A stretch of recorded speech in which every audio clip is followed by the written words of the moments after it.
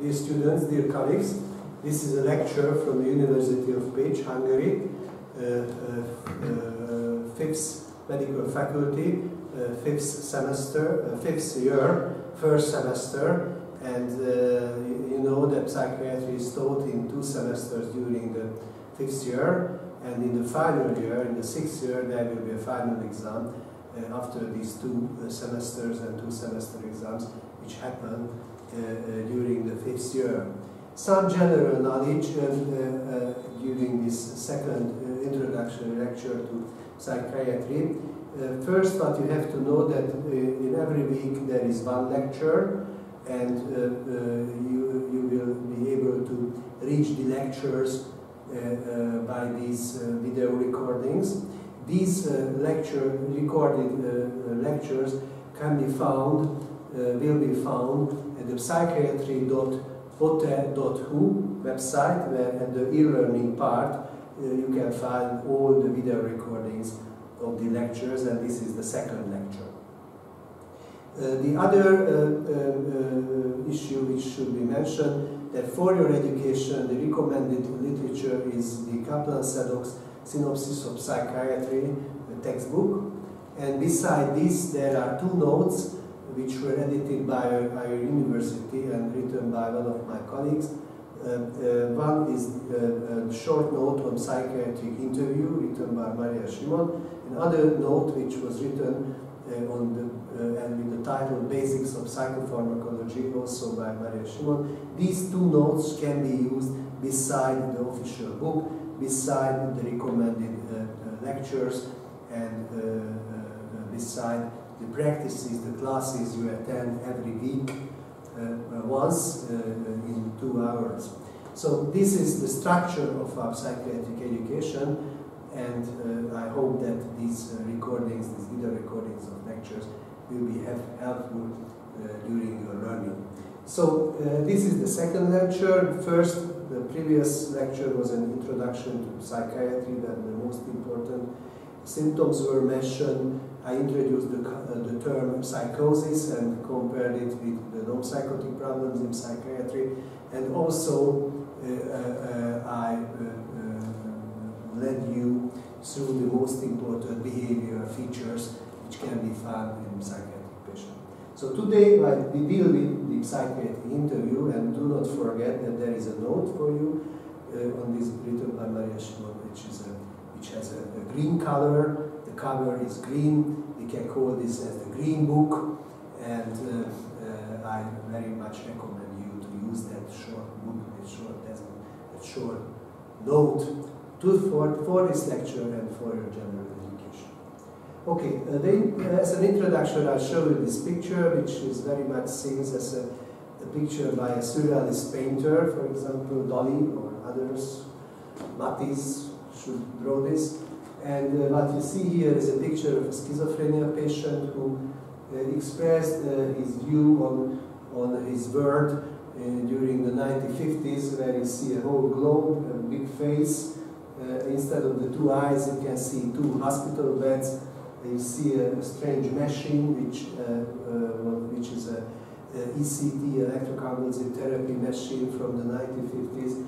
And you can see a very bizarre and exciting surrealist approach towards reality in this picture expression by a schizophrenic patient. What to say about psychiatric interview? Psychiatric interview has basically 2 parts. One part is the observation of the patient's appearance and behavior, and the other is a communication with the patient. So if we make a psychiatric interview, we have a look at the patient, we have a general impression on the patient appearance, we have a general idea, general hypothesis on the patient's problem by looking at the patient. And parallelly, we communicate with the patients, we ask questions, we ask the patient's description of his problem, and from these 2 we try to reach a diagnosis, we try to reach a conclusion of the patient's psychological and psychiatric problem.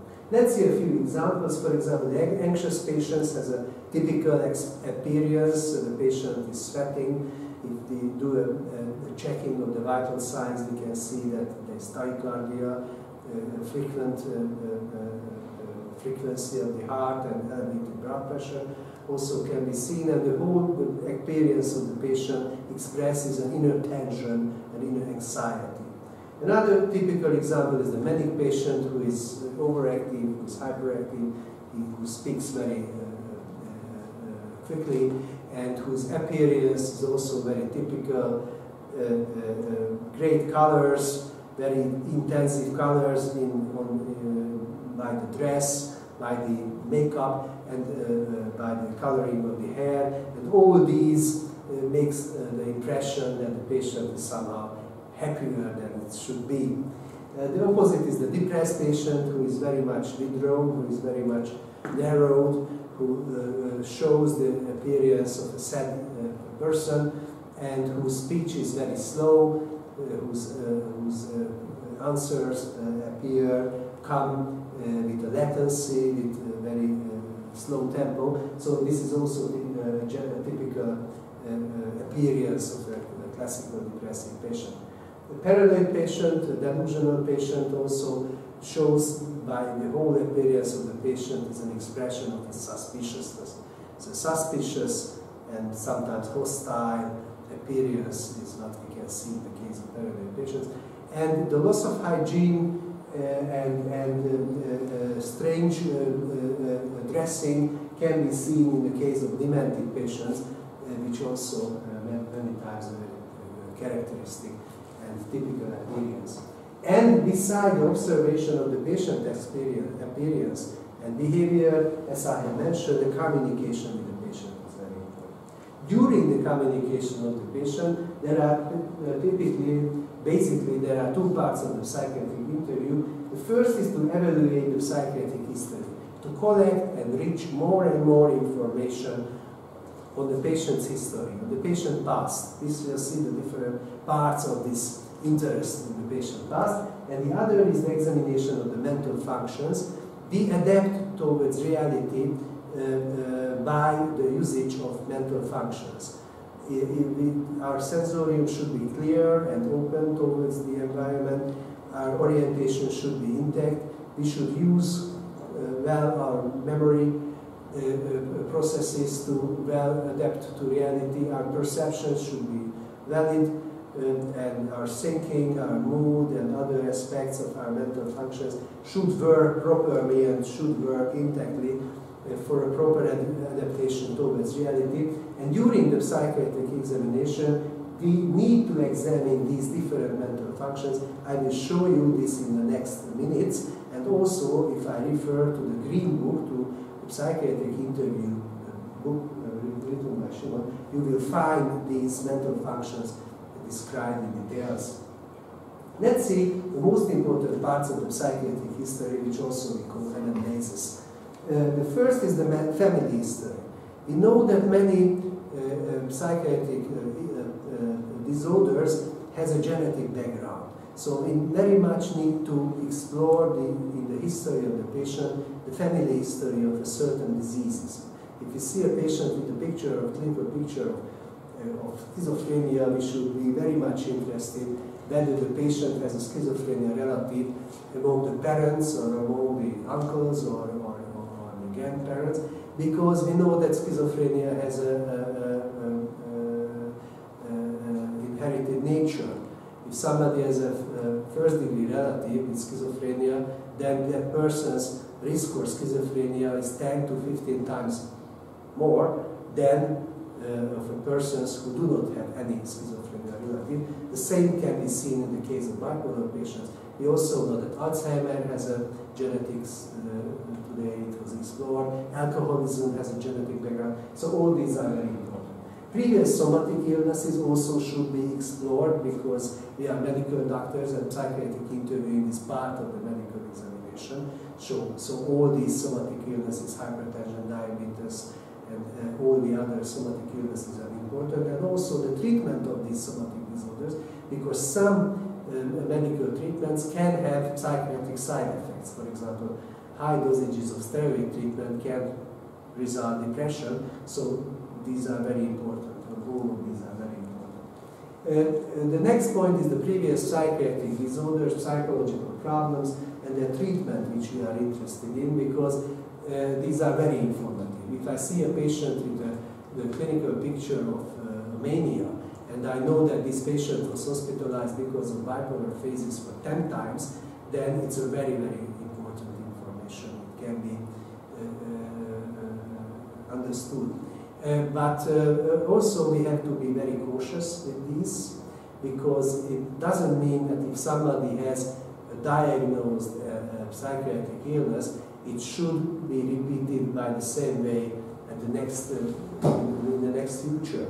Because it can happen that somebody was treated with schizophrenia for 8 times, and we see the patient with a little bit similar but little bit different clinical picture. For example, the patient is disoriented and has visual hallucination, which is not really typical for schizophrenia.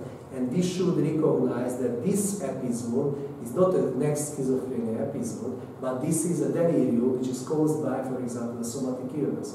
The patient suffers from cardiac decompensation, and hypoxia leads to other psychosymptoms. So we should be very cautious with this. We shouldn't say that the previous diagnosis need to be repeated again and again. It can happen that it is an next schizophrenia episode, but it also can happen that maybe something new appeared.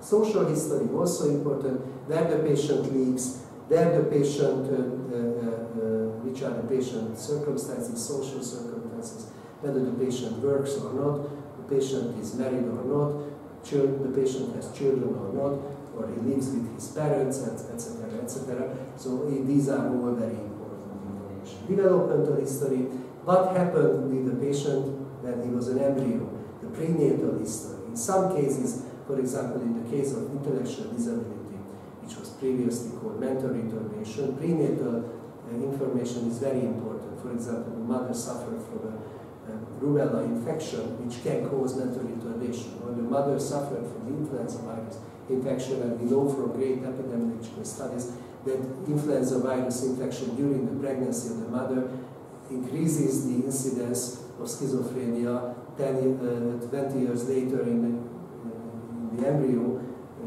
So these are very important information. Also perinatal information, what happened during delivery, were there asphyxia, hypoxia, what were the Apgar scores of the patient, 1 minute and 5 minutes Apgar scores, results. So these are also very important. Early postnatal history, meningitis, encephalitis, all these are, which can affect brain development, are very important to be collected.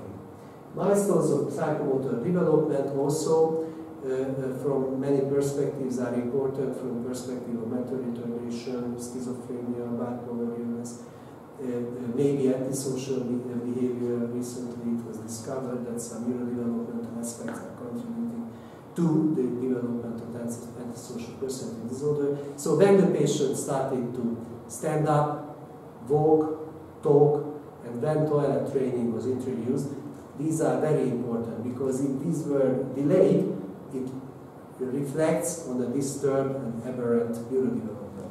And the history of addictions, whether the patient's using alcohol, nicotine, caffeine, or illicit drugs, cocaine, amphetamine, marijuana, or other drugs, heroin, these are all very important if you make a psychiatric examination. The sources of the information is basically two: autoanamnesis, and we reach information from the patient, and heteroanamnesis, and we reach information from the relatives, from the patient's friends, or husbands, or wives, and other persons. And these both are very important. Autoanamnesis, what the patient can tell us, but also we should be aware that some patients try to hide some information from the interviewer, or some patients do not remember what we are interested in. So both can be a problem, and information from others are also important. Beside the psychiatric history, beside the anamnesis, the evaluation of the mental functions is also important. And again, I remind you that use the Green Book, use the Shimon book on the psychiatric interview, because this note was written for your education to get a deeper knowledge of this. But let's have a very short overlook of this. Which are the mental functions which we use every moment, which are used at this moment, which you use at the moment you are watching me during the recording, to understand what the word is about, to adapt to the word. The first is sensorium. It should be alert, the patient should be alert, and the sensorium should be clear, which means that the patient shouldn't be in a somnolent or sopor or coma state. So we need an alertness, and also we need a clearness of the sensorium, which means that if we ask something from the patient, we need the proper answer to it. The patient should recognize what he is asked and should answer to the certain question. So the patient should be in a continuous contact with the interviewer. If hallucinations disrupt him or distracts him to the other directions, then it is a problem and his sensorium is not clear. So alert and clear sensorium is very important, and this is the so-called normal sensorium. Orientation can be examined from 4 aspects: time, place, allo and autopsychic orientation, and the patient should know where he is, what is the date, what is the town, what is the building he is in. Allopsychic orientation means that the patient recognizes that he is in a hospital, that other individuals in pajamas are other patients, and people in white coats are nurses and doctors. So this is what allopsychic orientation is about. And autopsychic orientation that the patient is aware about is ID. He knows his name, when was he born, where was he born, what is the name of her mother, and all these basic information. So these are the 4 aspects of orientation. Memory. Examination of memory is also important: short-term memory and long-term memory. Short-term memory, the patient remembers the previous minutes or hours, and long-term memory, the patient can bring up material from the previous decades, and this should be also carefully examined. The details can be written in your books. Attention, how the patient can focus on a certain topic, and how can we direct the patient attention towards other directions, and also important to be judged. Perception in psychiatry means that beside intact sensory organs and beside nearly intact central nervous system, how the patient perceives outer reality. This is the psychopathological focus of the examination of perception. So deafness and blindness is not part of the psychiatric interview. It's part of the somatic, internal medicine or neurological status. In psychiatry, we speak about perception problems which appears beside normal sensory organs and normal CNS structures mainly, and we speak about positive perception problems when the patient perceives more and not less than it is needed. So deafness is a negative perception problem, the patient cannot hear.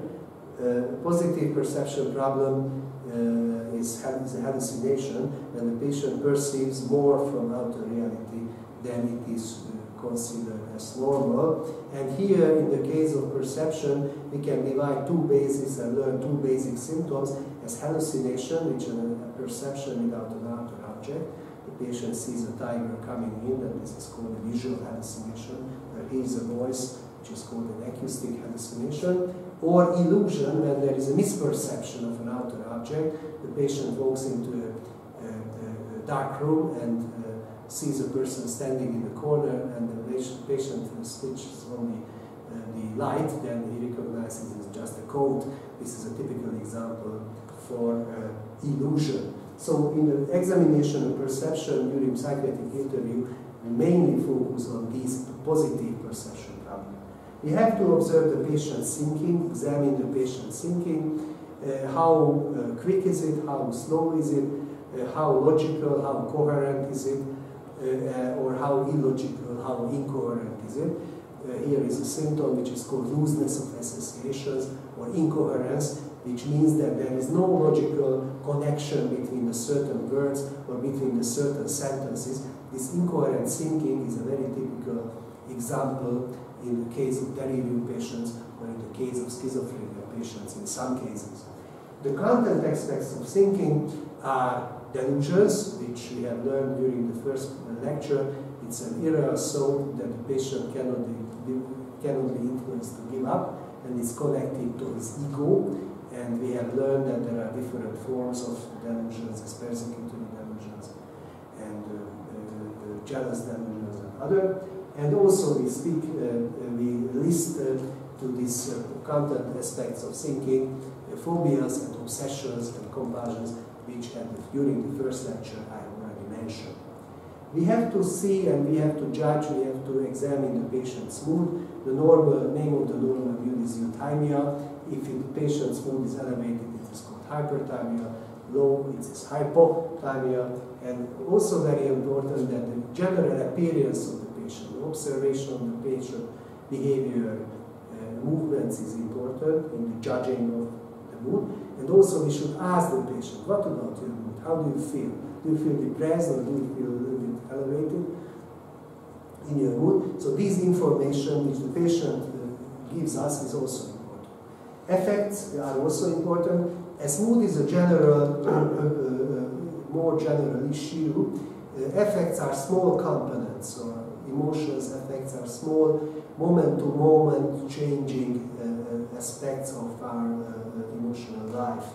Typical effects are happiness, sadness, disgust, hate, shame, and these effects can change very rapidly, and during the examination of effects we have to recognize how much a certain effect is appearing, how much effects couldn't be recognized. So the examination of effects are very important. The normal affectivity is widespread, so normally we can visit every effect. If we get a very happy information, then we react with extreme happiness. If we get a very sad news, we react with extreme sadness, etc. And so this means that the affectivity normally is widespread. And also affectivity should be congruent. If I hear a good news, I react with happiness. If I hear a bad news, I react with sadness. So this kind of congruence is also important to be recognized, because in some cases, for example, in some psychotic patients, there is an incongruent or bizarre affectivity that patients, for example, react with a great laughter to a very sad news, and this can be seen in schizophrenia in some cases. Intelligence has two parts, the verbal or lexical intelligence and the performative or problem-solving intelligence. Verbal lexical intelligence is, as you see, our general knowledge. For example, what is the capital of England? Where is Mississippi River? When was the Second World War? And all this information. And performative or problem-solving intelligence, that how the patient can solve different problems. For example, a simple mathematical problem, how the patient can solve. If you need 2 eggs to make a scrambled egg, and you will have 5 guests plus you, how much eggs do you need to make a scrambled egg dinner for that night? And this simple problem can be solved by the patient or not, and this you can somehow have a general impression on the patient's performative or problem-solving intelligence. And also the examination of abstract thinking is very important during the examination of performative intelligence, because abstract thinking is very much connected to performative and problem-solving intelligence, and the examination of abstract thinking should be done by the interpretation of proverbs. Don't judge a book by looking at the cover, which is a concrete sentence on a book and on having a look at a book cover, but it has a general metaphorical abstract level, and if the patient cannot reach this metaphorical message, then it means that he has a problem with performative intelligence, which is connected to his maladaptive abstract thinking problem, and the patient thinks concretely, which you can see in mental retardation, in dementia, or in schizophrenia. Drives should be examined, how the patient appetite is normal or not. Loss of appetite can be a symptom of different somatic illnesses, tumors and other illnesses, but we know that it's a general and very common symptom in depression. So if the patient complains of loss of appetite, we have to think about beside other causes depression. The sleep is important, how the patient can sleep. If the most important, most common sleeping symptom is insomnia. The patient falls up very early or cannot go to sleep. Sexuality and this lecture on sexual disorders, but general examination of sexuality is also important. Psychomotor activity, how much the patient tempo is it increased or is it decreased? If it is increased, we speak about psychomotor agitation as a symptom. If it is decreased, we are speaking about psychomotor retardation. And the most serious form of psychomotor retardation is stupor, which can have different background and details will be dealt with later. And insight on the illness is very important. We have learned during the first lecture that there are two big groups of psychiatric problems, the psychotic group of patients and the non-psychotic group of patients. And the insight of the illness is very informative from this perspective. If the patient doesn't have an insight on the illness, he believes that he is persecuted by secret agents, and he believes this as reality, then this is a psychotic problem, and there is no insight on the delusion. If the patient recognizes he had phobic fears, and he has a sleeping problem, and he suffers from a depressed mood, then there is an insight on the illness which reflects on the non-psychotic nature of the patient's problem. The basic principles or basic rules of psychiatric interview that always start with the present complaints. Why are you here? What can I help you? What was the reason that the police or the ambulance car brought you here? What is your problem? What are you dealing with? What are your circumstances nowadays? So, and we can get a detailed description from the patient, and this can be very informative. The basic rule that the psychiatric history and the mental status examination should be done parallelly. So one question on anamnesis, other question on mental status, next question is on anamnesis, then the next question on the anamnesis and the mental status, and this should work in combination. So if the patient comes in and complains that he is depressed and he cannot sleep, then your next question can be, or your first question can be that, okay, did this happen before in your life? And then maybe the patient will answer that, yes, it happened to me 4 times. I was hospitalized because of depression 3 times, and I got fluoxetine medication, and it helped me during all these 4 episodes. And you got a very important psychiatric history information, anamnestic information. Then your next question can direct, for example, on the mental status issue. Do you have suicidal ideas? Do you have negative thoughts that it's not worth to live? And maybe the patient can answer, yes, I have suicidal intentions. In the previous 1 week, I suffered from this. I tried to deal with this. And you got an very important mental function information that the patient has suicidal thoughts. And then you can lead the interview towards, again, an anamnestic direction. Did you have suicide attempt before? And the patient can say yes 2 times. So this is how the evaluation of the psychiatric history and the evaluation of the mental status should be done together and parallelly, and this is what I am trying to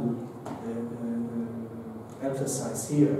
The funnel principle is a general principle which we can follow during psychiatric interviews. Always start with open questions. What can I help you? What is your problem? That the patient can answer everything. And the second part of the interview, use the closed questions. Closed questions are the yes or no questions. Can you sleep? Patient answers yes or no. Do you hear voices? The patient can answer yes or no. But don't start with closed questions, but start with open questions, and the second part of the interview, use the closed questions to clarify some issues which you are interested in very much. Closed questions are not mistakes, but should be used and more in the second It doesn't mean that during the first part of the interview you should avoid any closed question, but more open questions at the first part and more closed questions in the second part. And semi-open questions are questions which are by definition closed questions, but they work as open questions. For example, can you tell me more about the voices you are talking about? This is a closed question because the patient can answer yes and doesn't say anything, then there was no sense of this question. But with this question, that can you tell me more about the voices, what you were just talking about, we want to the patient to speak more and more about the hallucinations. Okay, there are two basic methods of psychopathology: understanding and explaining, and it was introduced by a German psychiatrist who later burned as a great philosopher of the 20th century, Karl Jaspers, and he said that there are two basic methods in psychopathology: understanding, which means that we empathically understand something what the patient is in. We empathically puts our position into the patient position, and we say that if the same would happen to me, I would react by the same way. So if somebody is crying and yelling in a corner and we approach the person and ask, why are you crying? And the patient says, I just lost my child. Then empathically we can understand this. And we use the method understanding. Because we say that if the same would happen to me, I would behave like this. So then we use empathy and we use understanding. The other method is explaining. Then there are many psychopathological phenomena which we, by understanding, cannot do anything with. So for example, somebody says that sees naked soldiers coming in through the window, and nobody sees this, but only the patient, and he suffers a serious sweating, he has an elevated blood pressure, and we know that the patient is chronic alcoholic, and the wife says nobody saw soldiers coming in, but only my husband, then we can say that yes, this patient is a chronic alcoholic, he shows the vegetative signs of alcohol withdrawal, and this soldier seeing can be considered as a visual hallucination. So we can explain the phenomenon by the fact that he suffers from alcohol withdrawal delirium and he has visual hallucinations, and we explain the whole phenomenon which we cannot understand empathically. And during psychiatric interview, during psychopathology, we use these two techniques, understanding and explaining, both. In other medical fields, what is mainly used is only explaining. The patient with hematuria and the doctors are searching for the cause because they try to explain why the patient is bleeding blood. And it can be tumor, it can be stone, or it can be infection. And in most of the fields of medicine, explaining is used only. Only in psychiatry, where also understanding and also explaining is very important. And this was introduced by these two methods by Karl Jaspers. It's very important to know in the general medical psychiatric practice that both can be used and both can be used properly when these are needed. You shouldn't understand something which should be explained, and you shouldn't explain something which should be understood empathically. And at the end of this lecture, I would like to say a few words on psychiatric classification systems and the short history. And basically, we can start that there were the great professor model, which means that in the 19th century or in the first part of the 20th century, this model was very influential. In different countries, in different great universities, there were very influential, great psychiatrists, great professors who evaluated an own psychiatric classification system. It was different in France, it was different in Germany, it was different in the United States, it was different somehow in Hungary. There were some similarities, but many times at the different university, a different classification system was used, which was introduced by the professor, the head of the department. And this has a so-called historical interest. I can mention here two great German psychiatrists. One is Kraepelin, who introduced the dichotomic view of psychosis. He was the person who separated, differentiated manic depression, which nowadays we call bipolar illness, from dementia praecox, which today we call schizophrenia. And these two great mental illnesses were separated, differentiated by Kraepelin. And there was another great German psychiatrist, Griesinger, who said the opposite in the unitary psychosis concept. Griesinger said there is only one mental illness, and the different forms of the phenomenology are different aspects of the same great illness. So he didn't believe in the dichotomic approach of Kraepelin. But today what we use, there are two basic classification systems. One is the ICD, International Classification of Diseases, which was introduced by the WHO, and we have the 10th edition of this. This is what we use. Today the ICD-11 will appear in the next years, and the other classification system is the DSM-5, the Diagnostic and Statistical Manual, which was evaluated at the beginning of the first version was evaluated at the beginning of the 1950s, and now we have the 5th version is a diagnostic classification system of the American Psychiatric Association. The ICD-10 and the DSM-5 are very similar. There are many overlaps. You can say they are nearly identical. There are some differences. Today it is not important, but basically they follow the same principles, and these two classification systems are used recently in the categorization of different psychiatric problems. At the very end of this lecture, as a closing of this lecture, I would like to show you 4 lines from a great Austrian poet who died very early at the age of 27, and he suffered from psychotic, he was a serious drug addict, but also he suffered psychotic symptoms, and he had a very interesting and very influential expressionist poetic style.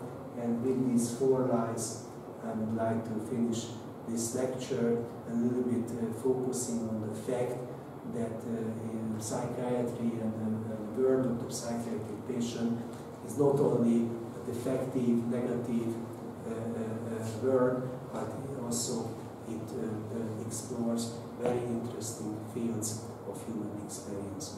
So have a look at these 4 lines. And thank you for your